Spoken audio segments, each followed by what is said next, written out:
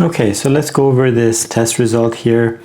This student failed the road test for a couple of reasons, but the main one was not doing a 360 check and not looking out the rear window enough when backing up.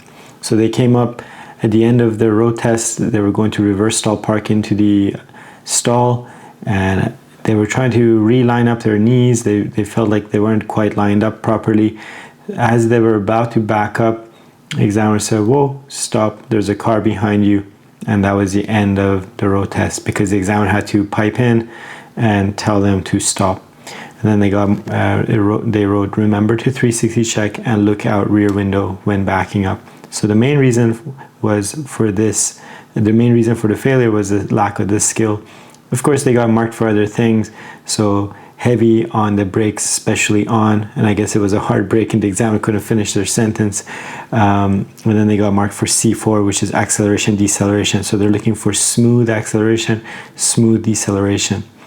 And they also got marked for steering wheel turn wrong way on hill parks.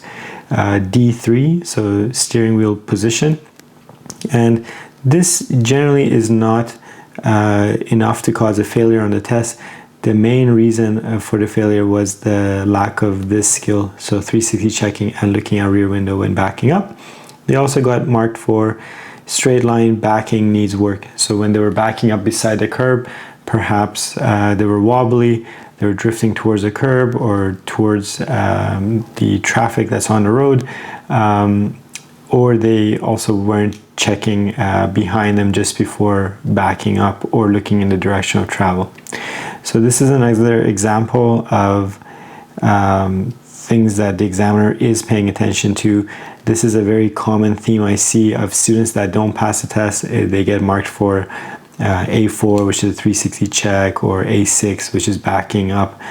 Part of that is making sure you're checking in the direction of travel.